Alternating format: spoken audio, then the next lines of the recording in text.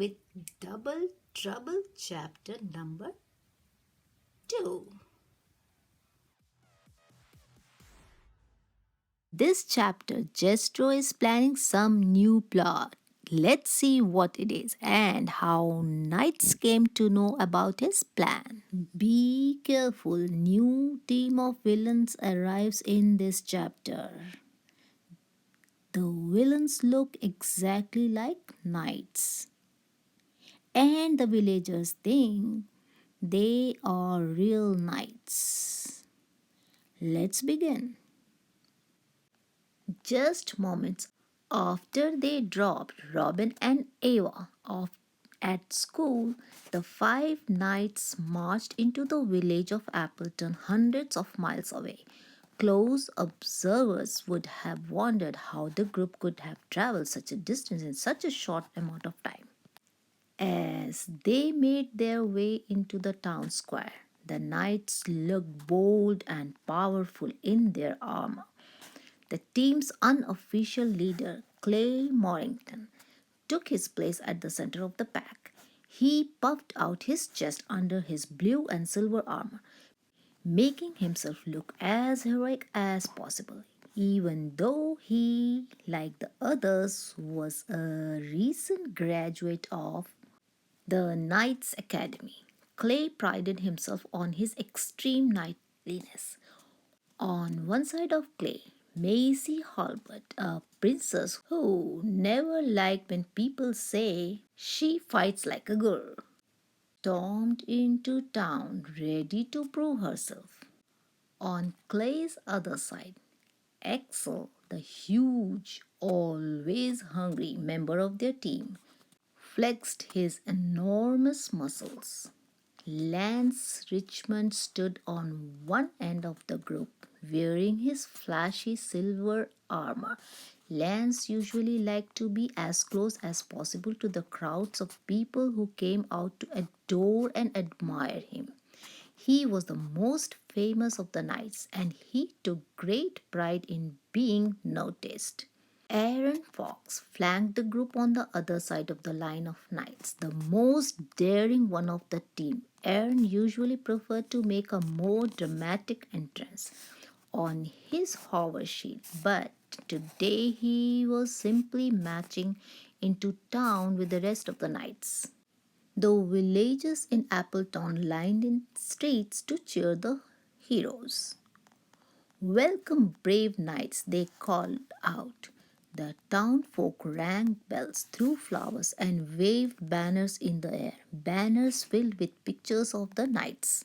Suddenly, Clay growled and tossed his sword through the air. The sharp blade cracked the banner's pole in half. All right, looks like they are monsters. The waving fabric fell into the ground. Clay stepped forward and stomped on the banner, crushing it into the dirt. A moment later, a villager threw a bouquet of flowers at Macy's. Macy squeezed the stems, then tossed them back into the woman's face, knocking her to the ground. Overhead, a majestic bell rang over and over again, announcing the knight's arrival.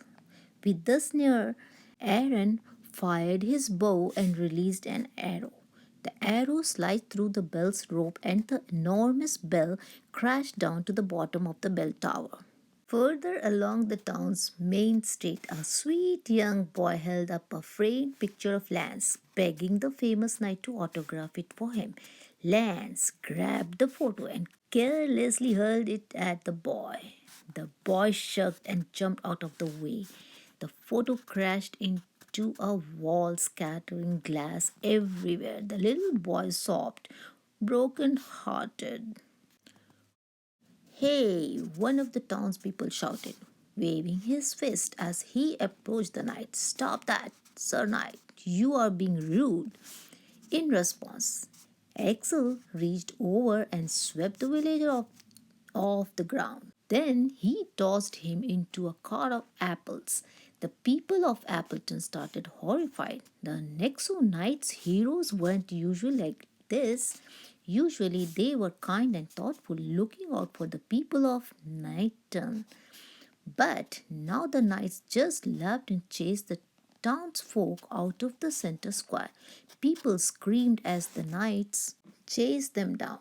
The five usually kind knights now growled and attacked, pillaging the town. They overturned market stalls, sent barrels tumbling, broke windows, and stole valuables from every person they came across. The townfolk scattered and fled as the knights filled sacks and jewels and other stolen goods. Then they started out of town, leaving the people of Appletown to wonder what on earth had happened to their heroes. Later that night, on the other side of the realm, Robin was trying to settle back into the academy by watching a little holovision. Suddenly, he sat up straight and gasped, "No way! Did you see that?" Ava stepped into the holovision room and stared up at the screen. She read the headline flashing across the news screen.